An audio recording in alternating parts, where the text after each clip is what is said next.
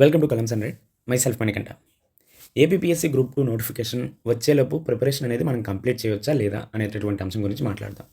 So మీ అందరికీ doubt రావచ్చు, notification వచ్చేలోపు కంప్లీట్ చేయవచ్చా అంటే దానికి సంబంధించినటువంటి answer is very simple, yes. కానీ సరైనటువంటి స్ట్రాటజీ ఉంటే మాత్రమే మనం కంప్లీట్ చేయడానికి అవకాశాలు ఉంటాయి. చాలామంది ఏం చేస్తారంటే ప్రిలిమ్స్ వేరు, అలానే మెయిన్స్ వేరు అని చదవడం జరుగుతుంది. అందుకే చివరికి సిలబస్ కంప్లీట్ అనేది చేయలేకపోతారు.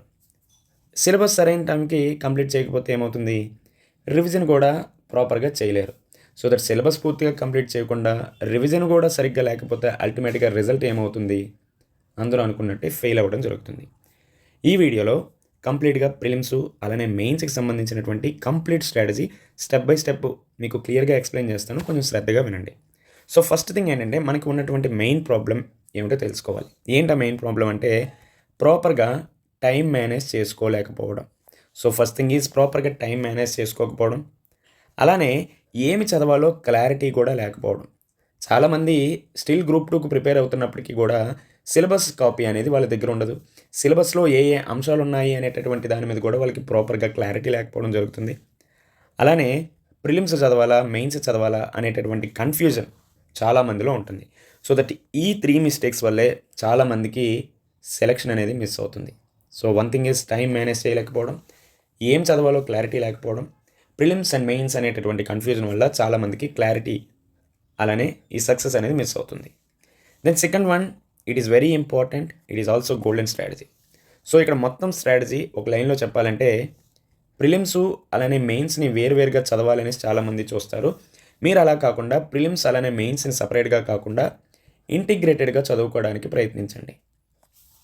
రైట్, అంటే ఒక టాపిక్ చదివితే ఆ టాపిక్ సంబంధించినటువంటి ఎంసీక్యూస్ ఖచ్చితంగా ప్రాక్టీస్ చేయాలి. ఫర్ ఎగ్జాంపుల్ పాలిటీలో ఫండమెంటల్ రైట్స్ చదివారు, దానికి సంబంధించినటువంటి ఎంసీక్యూస్ ప్రాక్టీస్ చేయండి, దానికి సంబంధించినటువంటి పీవైక్యూస్ని చూడండి.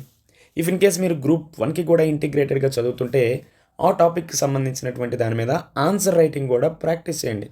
సో దట్ ఇలా ఇంటిగ్రేటెడ్ అప్రోచ్తో మీరు ముందుకు వెళ్ళారంటే ఏదైనా సాధించగలరు. సో ఈ గోల్డెన్ స్ట్రాటజీ అనేది ఖచ్చితంగా ఫాలో అవ్వండి. అంటే ప్రిలిమ్స్ ఒక్కటే చదువుతాను, మెయిన్స్ని ఇప్పుడు చదవను అనేటటువంటి ఫీలింగ్తో మీరు ఉండొద్దు.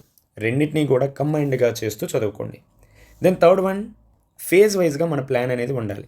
దశల వారీగా మన యొక్క ప్రిపరేషన్ ప్లానింగ్ అనేది ఉంచుకోవాల్సినటువంటి అవసరం ఉంది. సో ఫేజ్ 1 అనేది ఎప్పుడైనా ఫౌండేషన్ స్థాయిలో ఉండాలి. ఎందుకంటే ఒక బిల్డింగ్ నిర్మించేటప్పుడు దానికి సంబంధించినటువంటి పునాదులే కదా ముఖ్యమైనది. సో దట్ ఫౌండేషన్ అనేది చాలా ఇంపార్టెంట్ రోల్ ప్లే చేస్తుంది. ఈ ఫేజ్లో మీ టార్గెట్ అన్నీ కూడా బేసిక్స్ మీద ఉండాలి. బేసిక్స్ ఎవరికైతే స్ట్రాంగ్గా ఉంటాయో వాళ్ళు ఖచ్చితంగా రాణించగలరు ఈ పోటీ ప్రపంచంలో. మనకి ఇక్కడ ఉన్నటువంటి సబ్జెక్ట్స్ ఏముంటాయి, పాలిటీ కావచ్చు, Indian history, economy, geography, science and technology, environment and also current affairs, దీంతోపాటు ఏపీ స్పెసిఫిక్గా ఉన్నటువంటి కొన్ని అంశాలు. సో ఇక్కడ ఫేజ్ వైజ్ ప్లాన్లో మీరు ప్రత్యేకంగా ఎప్పుడు గుర్తుపెట్టుకోవాల్సింది ఏంటంటే కన్సిస్టెంట్గా చదవాల్సినటువంటి అవసరం ఉంది. అది కూడా రోజుకి ఎలా లేదన్నా 6 నుంచి 8 గంటలు మీ ప్రిపరేషన్ ప్లాన్ అనేది ఉండాలి. దీంతోపాటు డైలీ 2 సబ్జెక్ట్స్ అనేది చదువుతూ ఉండండి. ఈ ఫేజ్లో మీరు మ్యాక్సిమం నోట్స్ తయారు చేసుకోవడానికి కూడా ట్రై చేయండి. సో దట్ ఎప్పుడైనా ఈ షార్ట్ నోట్స్ దేనికి ఉపయోగపడతాయి అంటే మనం రివిజన్ చేసేటప్పుడు ఉపయోగపడతాయి, లాస్ట్ మినిట్లో మనకి ఇవి చాలా హెల్ప్ఫుల్గా ఉంటాయి. సో దట్ ఫేజ్ 1 అనేది ఎప్పుడైనా ఫౌండేషన్కి బేసిక్స్కి మీరు ఉంచుకోండి. దెన్ ఫేజ్ 2కి వచ్చేటప్పటికి మన యొక్క అప్రోచ్ అనేది ఇంటిగ్రేటెడ్గా వెళ్ళాలి. So this is also very important stage. ఇక్కడ ఏం చేయాలి, ముఖ్యంగా మనం కాన్సెప్ట్స్ మీద ఫోకస్ చేయాలి. అలానే ఇంకొక ప్రధానమైనటువంటి అంశం ఎంసీక్యూస్ ప్రాక్టీస్ చేయాలి. దాంతోపాటు ప్రీవియస్ ఇయర్ క్వశ్చన్స్ని కూడా ప్రాక్టీస్ చేయాలి. ఇందాక చెప్పినట్టే గ్రూప్ 1కి ఇన్ కేస్ మీరు చదవాలి అనుకుంటే ఇంటిగ్రేటెడ్గా మెయిన్స్ ఆన్సర్ రైటింగ్ కూడా ప్రాక్టీస్ చేయడానికి ట్రై చేయండి. సో ఇక్కడ డైలీ ప్లాన్ ఎలా ఉండాలి, ఇందాక చెప్పినట్టు 6 నుంచి 8 గంటలు, సో మ్యాక్సిమం 8 అవర్స్ చదవడానికి ట్రై చేయండి.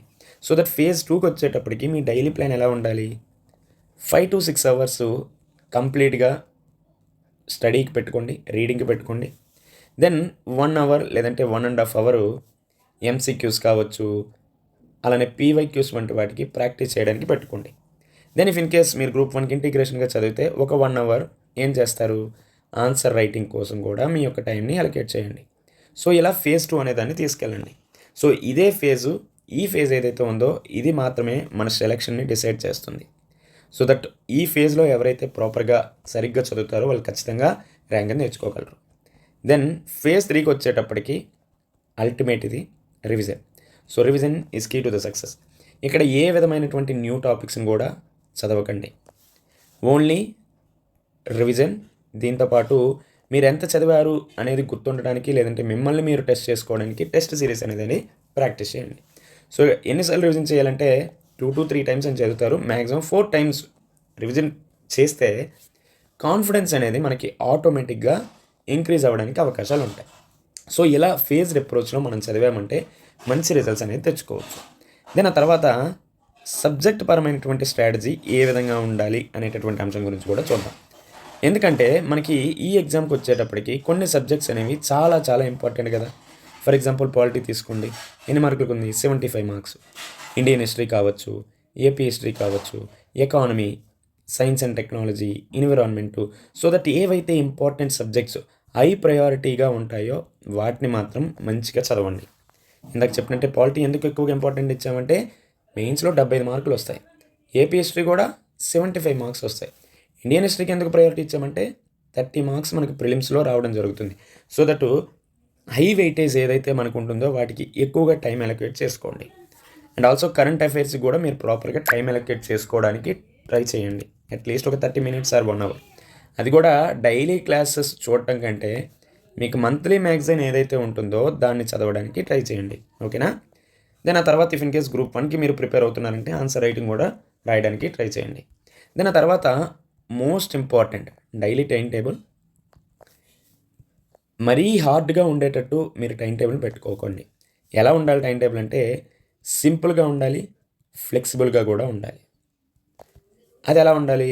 మార్నింగ్ ఒక 3 అవర్స్ కావచ్చు, దెన్ ఆఫ్టర్నూన్ వచ్చేటప్పటికి ఒక 2 అవర్సు, ఈవినింగ్ ఒక 2 అవర్సు, దెన్ నైట్ వచ్చేటప్పటికి ఒక కరెంట్ అఫైర్స్. సో ఇలా మీ డైలీ టైం టేబుల్ని డివైడ్ చేసుకోండి. So that maximum total 7 to 8 hours అనేది మనకి ఈ ప్రిపరేషన్కి సరిపోతుంది.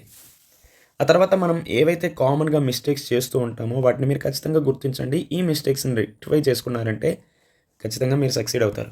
ఇక్కడ ఓడిపోవడానికి మీరు కష్టపడకపోవడం వల్ల ఓడిపోవట్లేదు. మనం చేస్తున్నటువంటి మిస్టేక్స్ని రెక్టిఫై చేసుకోకపోవడం వల్ల మనం ఓడిపోతున్నాం. సో దట్ ఈ మిస్టేక్స్ ఏవైతే ఉన్నాయో వీటిని రెక్టిఫై చేసుకోండి. సో ఏంటంటే ఆ మిస్టేక్స్ అంటే ఓన్లీ ప్రిలిమ్స్కి మాత్రమే చదవడం, దెన్ ఆల్సో రివిజన్ పూర్తిగా స్కిప్ చేయడం కావచ్చు, దీంతోపాటు షార్ట్ నోట్స్ వంటివి ప్రాపర్గా ప్రిపేర్ చేసుకోకపోవడం. ఇటువంటి కారణాల వల్ల మన యొక్క సెలక్షన్ అనేది మిస్ అవుతుంది. ఎక్కువ మంది కూడా ఫెయిల్ అవడానికి కారణం కూడా ఈ మిస్టేక్స్ రిపీటెడ్గా చేయడం. సో దట్ మీరు ఈ స్ట్రాటజీ ఫాలో అయితే నోటిఫికేషన్ వచ్చినప్పుడు మీరు ఆల్రెడీ ఎగ్జామ్కి రెడీగా ఉంటారు. సో కన్సిస్టెన్సీ ఉంటే మాత్రం సెలక్షన్ అనేది గ్యారంటీ అని మాత్రం గుర్తుపెట్టుకోండి.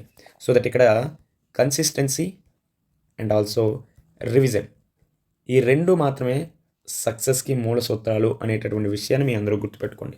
సో దట్ వీడియో యూస్ఫుల్ అయితే లైక్ చేయండి. మరిన్ని ఏపీఎస్సీ స్ట్రాటజీస్ కోసం సబ్స్క్రైబ్ అవ్వండి. Until then stay tune, take care, bye.